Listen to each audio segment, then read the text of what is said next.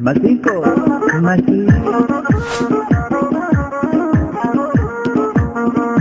Yooyyaa ashamaa akkam jirtu kabajamtootaaf hordoftoota qophii keenya nagaaf jaalalli tokkummaan bakka jirtan hundaatti hunda keessaniif haa ta'u jechaa guyyaa har'aallee seenaawwan nama barsiisan bashannansiisanii keessaa tokko isiniif qabadheen dhiyaadheeraatii hanga xumura qophii keenyaatti laayikii fi sheer akkanumallee sabskiraayib gochuun na waliin tura. Akkuma hedduun keessan beektan chaanaliin kun haaraadha. Maarree laayik gochuun nu eegaltan namoota hedduu bira akka qaqqabuuf waan na gargaaruuf laayik gochuun dagatiinaa jechaa kallachumaan gara seenaa guyyaa har'aatti kan isin dabarsu ani gammachiista shoomeedha. Masiko,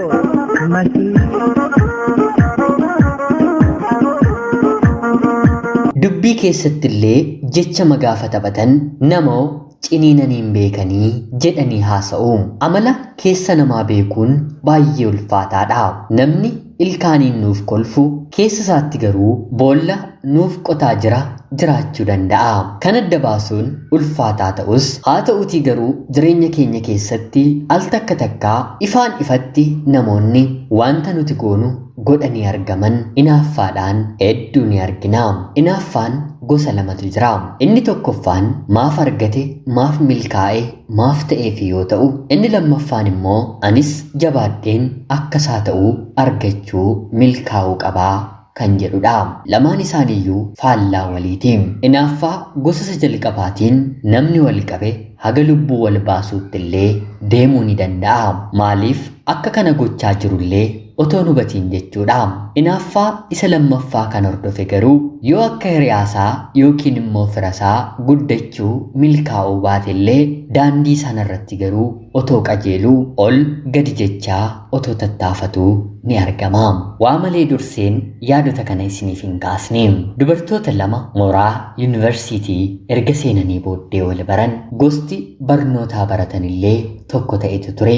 Ijoolleen kuni baay'ee babbareedoodha. Amala nama hawwatus ni qabu fakkaatu. Yeroo bahan, yeroo galan, yeroo waaqeffatan, yeroo bashannanan bakka kamittiyyuu miilli isaanii waliin imala. Haa ta'uutii garuu hiriyoota lamaan kana keessaa tokko wanta sammuun ishee ajaje yookiin immoo gaafate fedhii laphee ishee keessaa kan raawwatte otoo hin taane wanta hiriyyaan ishee gooteef yookiin immoo raawwatteef qofa hojjechuuf gochuuf dhamaatiin. Kanaan hiriyyaan ishee mooraa yuunivarsiitii keessatti jaalallee yeroo qabattu isheenis guyyaa 2-3 otoo hin fixiin jaalallee qabattee dhiira waliin deemuu eegalti. Hiriyyaan ishee uffata bifti isaa diimaa ta'e bitteetti taanaan hiriyaa ishee biratti aniyyuu uffata bifa kanaa nan jaalladha jetteetti himtee yoo dandeesse suuraa kaastee uffatuma hiriyyaan ishee bitte gabaa deemtee bittee dhufti. Kuni wantoota gochuu dandeessudha. Wantoota isheen gochuu hin dandeenye immoo ni jiru. Hiriyyaan ishee gaafa qabxii gaarii galmeessistu inaaffaadhaan ni gubatti. Qabxii ishee wal maddiitti madaalchistee ilaaltee bara dhufu, seemisteera dhufu, qormaata isa dhufu anis kanaa ol fideen si caaluun qabaa jettee ittuma dubbatti. Hiriyyaan ishee sun immoo afaaniin otoo hin taane gochaadhaan fidaniiti akka kiyyaa namatti argisiisuu jettee deebistiifi akka hiriyaan isheetti naafaa dorgomaa jirtu waan beektuuf si'a takka takkaa ishuma aarsuuf jettee wantoota hin goonellee godheera jettee hiriyyaan ishee akka isheen gootu baasii baastuuf dabarsitee kenniti. Fakkeenyaaf urgooftuu gatii qaalii nama gara biraarraa kireeffattee liqeeffattee fiddee qarshii hamma kanaatiin nan bite jettee hiriyyaan ishee maatiitti bilbiluun maallaqa urgaa'aa kana bituu danda'u akka erganii fi kokkeerra dhaabbatti. Jaalallee ishee waliin otoon buliin buleera jettee hiriyyaa ishees dabarsitee kenniti. Maaliif hiriyyaan ishee of ta'uu kan barbaaddu otoo hin taane waan hiriyyaan ishee taate gootee argamuudha. Kanaan otoo jiranii dubartoonni kuni lamaan barnoota isaanii xumuranii eebbifamanii akka tasaa ta'ee eebbifamaniis hojiis biyyuma tokkoo qabatanii rakkoon guddaan gidduu isaaniitti mul'atus haa ta'uutii garuu yuunivarsiitii waggoota dheeraadhaaf waliin waan turaniif bakka tokko isaan ga'uu isaaniitti baay'ee gammadaa manuma tokko kireeffatanii waliin jiraachuu eegalanii. Haa ta'uutii garuu kuni badaa isaan hin baasne. Hiriyyaan isheen inaaftuun meeshaa hiriyaa ishee uffata, kophee, dibata hundumaa lakkooftee kan kiyya kan ishee caaluu qaba, yoo caaluu baate immoo qixxee ta'uu qaba jettee amanuun mindaa ishee argatteen waan darbe faashinallee hin hordofne yoo ta'e, gabaarra kan jiru yoo ta'e waan hiriyyaan ishee qabdu deemtee bittiin. Kanaan hiriyyaan ishees baay'ee ajaa'ibsiifattiin. Isheen akka dhamaatuufis jecha yeroo yerootti waan haaraa fiduun, waan haaraa gochuun amala ishee kanaadha. Kanaan otoo jiranii hojii booddee gaa'elatti seenuudhaatii hiriyyaan ishee seera qabeessaan gaa'ela dhaabbatte. Yeroo kanatti hiriyyaan isheen hinaaftu kun hiriyyaa isheef miinjee taatee, garuu gurbaama abbaa manaa hiriyaa isheef miinjee ta'eef immoo yerooma sana walii galtee hiriyyaan ishee gaa'ela dhaabbattee baatii lamatti gaa'ela dhaabbatte. Kun jaalalatu keessa isheetti uumame otoo hin taane hiriyyaan ishee kan goote godheen bulaa kan jedhuuni. Ammallee kanaan hin dhaabbanne. Hiriyoonni ishee siree bitatanii jennaan deemte argitee nutuu ajajneerra jettee gosuma siree hiriyyaan ishee bitte abbaa manaa isheedhaan bichisiifte. Gaafa hiriyyaan ishee televezyiinii bittu isheenis televezyiinii bitti. Gaafa hiriyyaan ishee soofaa bittu firiijii dabaltu isheenis soofaa firiijii bitte. Dorgommii kana keessa otoo jirtuu hiriyyaan ishee ulfoofte. Isheen kunis natti nafiin jettee abbaan manaa ishee turi xiqqoo turra, amma baasii humnaa ol mana keessa baasaa jirraa jedhee ishee kadhatus lakkii ani gonkumaa hiriyyaa kootiin gadi ta'uun qabu jettee ulfoofte. Daa'ima rabbumatu guddisa mitiire. Hiriyyaan ishee deessee baatii lamatti isheen kunis deesse. Ijoollee tokko tokko godhatanii amma immoo dorgommiin ishee hiriyaa ishee irraa buutee gara daa'imaatti darbite. Abbaan manaan daa'ima isaaf uffata meeshaatti taphatan gaafa bitee dhufu abbaa manaa isheedhaan isheenis daa'ima koof uffata gosa akkasii biti, meeshaa taphaa gosa akkasii bitiifi jettee suuraa kaastee kan hiriyaan daa'ima ishee bitamee fi akka bitu taasifti. Kunis wanta danda'amudha. Hanga ammaatti dorgomaanii kan jirtu hiriyaan ishee waan dandeessu qofa waan gooteefi. Si'a kana miindaan abbaa manaa hiriyaa ishee baay'ee dabalee maallaqa xiqqoo qofa liqeeffatanii gaa'ela dhaabbatanii waggaa lamatti mana bitanii. Yeroo kanatti hiriyyaan isheen hinaaftuun lafa lixxu dhabdee, samii ol ishee fudhatu dhabdee. Abbaa manaa isheedhaan yookiin liqeeffadhu yookiin hatii yookiin butii mana nuuf bitii, mana yoo nuuf bitte immoo akka kan isaanii kan bareedu daandii irratti kan argamu namni hunduu kan isaa otoo godhatee mana hawwuu danda'u nuuf bitii jettee gaafattiin. Yeroo kana abbaan manaa ishee maaluma ta'aati hiriyyaa kee dorgomu yoo dhiiste namni akka mana isaatti jiraata malee akka namaatti jiraata miti. Ani siif mana bituu miti, baasii mana keessaa daa'ima guddisuun illee natti ulfaatee jira. Akka hiriyaa koo surree, kophee, mataa koof ergan jijjiirradhee waggaa 2-3 fixeera.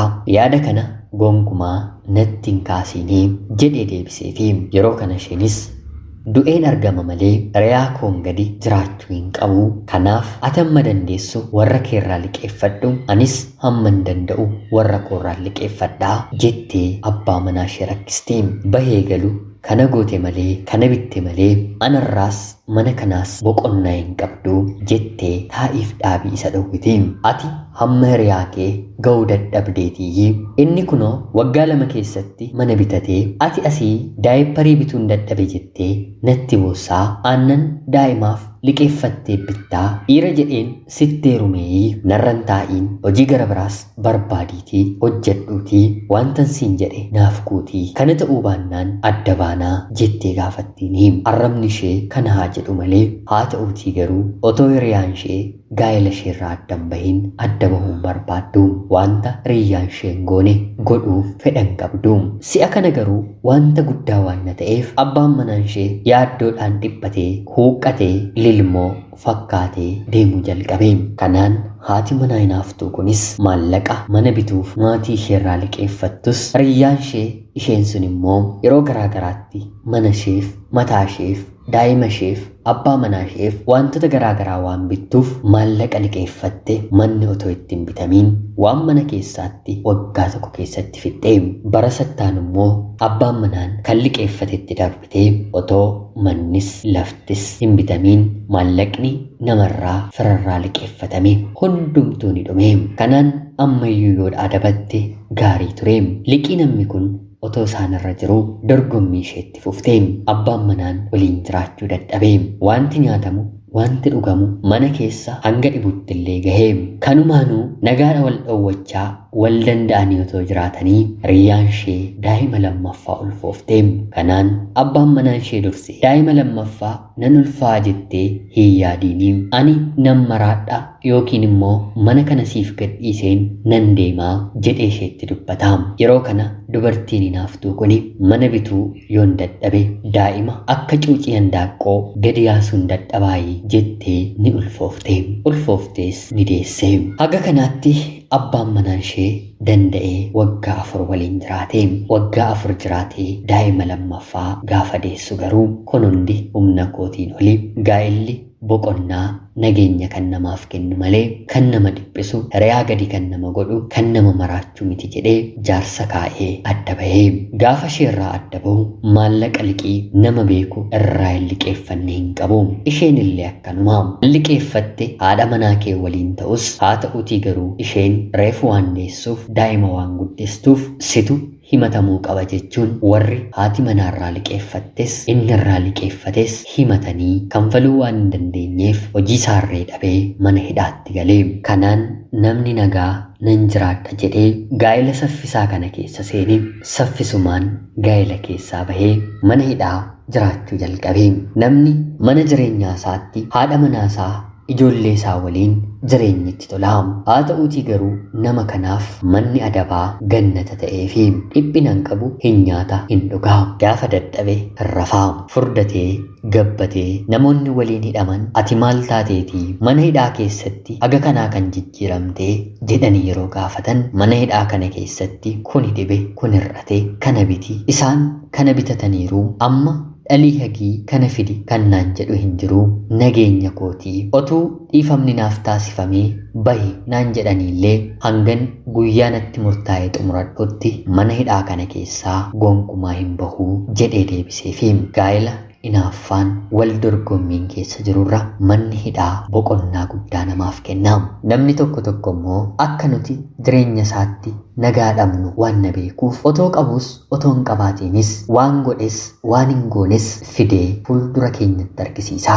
Yeroo kana dhiigni keenya ni danfaa. Takkaa rabbiin komanna, takkaa immoo mataa keenya komanna. Kan gochuu dandeenyu ni goona, kan gochuu hin dandeenyetti immoo dhiphannee akka kanaa kunoo maallaqa namaarree liqeeffannee maallaqa namaa otoo hin deebisiin wanta yaannes otoo hin godhiin gaa'ela keenya gargar baasna.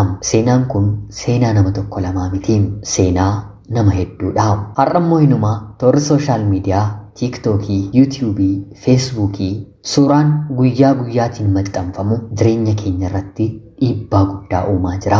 Isa nuun gadi ta'etti tuffachaa kana otoo gootee siif milkaa'uu danda'a jennee tuffiin yaada qoodaa fi kan nu bira darbe immoo maqaan taane kennaa fi inni immoo ishee immoo jennee komachaa dadhabina yookiin immoo gatii inni yookiin immoo isheen kaffalte ilaaluu dhiisne anuu otoon kana godhee kan ammaa ta'uu nan danda'a, kan ammaa gochuu nan danda'a of jechaa milkaa'uu dhabuu kan keenyaa keessatti milkii namaan of dorgomsiisna. Kuni dhuguma dhukkuba hamaadha. Guddatee ifa bahee hunduma keenyarra jiraachuu baatus sadarkaansaa garuu xiqqaa hanga guddaatti hunduma keenya ni faala. Kuni dhukkuba toora sooshaal miidiyaa nuuf hore nuuf kennedha.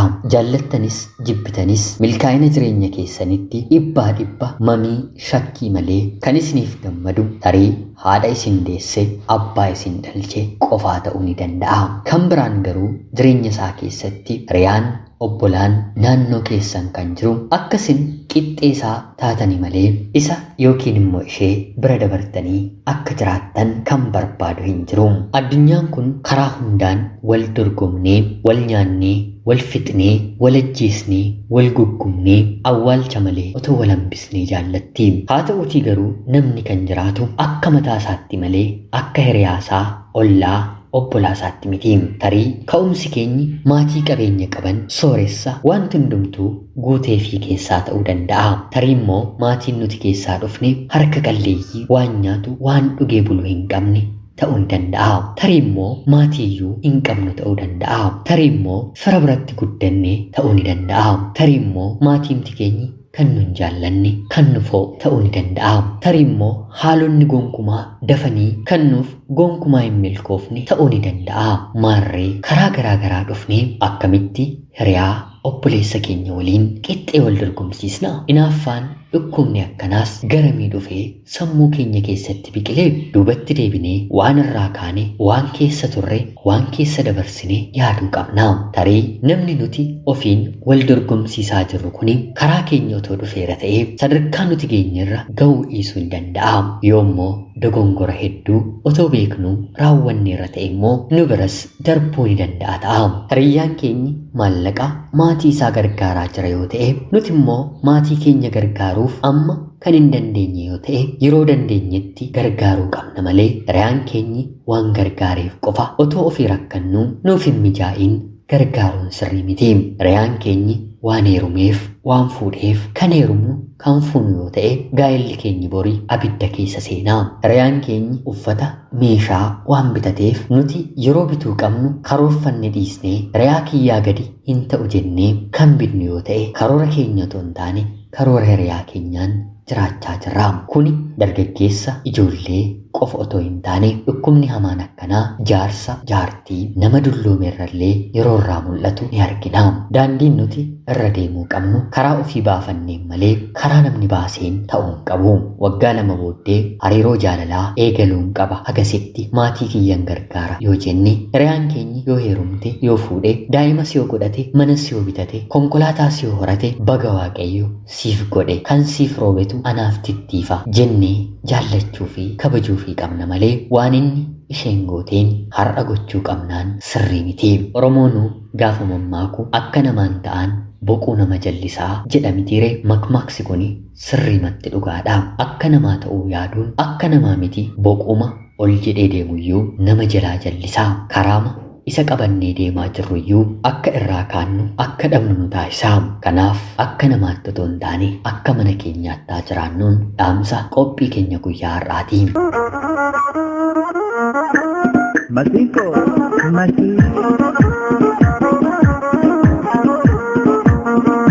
Egaan jaalatamtootaaf hordoftoota qophii keenyaa seenaan guyyaa har'aaf isiniif qabadheen dhiyaadhe kanuma fakkaatti. Akka isin irraa barattan hubattan beekumsa ta'e irraa argattan homaa shakkii tokkollee hin qabu. Hanga yoonaatti yeroo keessan naaf kennitanii dhaggeeffachaa turuu keessaniitiif illee guddaa galatoomaa jechaa kanneen haga yoonaa laayik sheer hin goone laayik sheer sabskiraayib godhaa jechaa kanneen gootan immoo guddaa galatoomaa jechaa qophii seenaa gara biraatiin hanga walitti deebinutti bakka jirtan maraan turtii gaarii.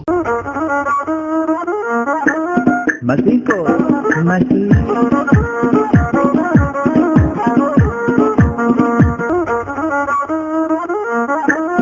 Masiko,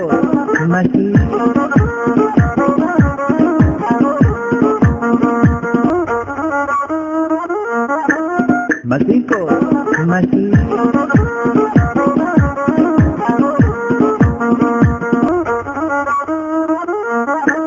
Masiko,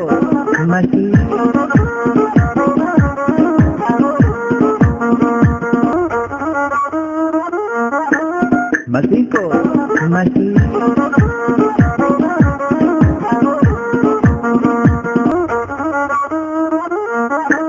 Masiko,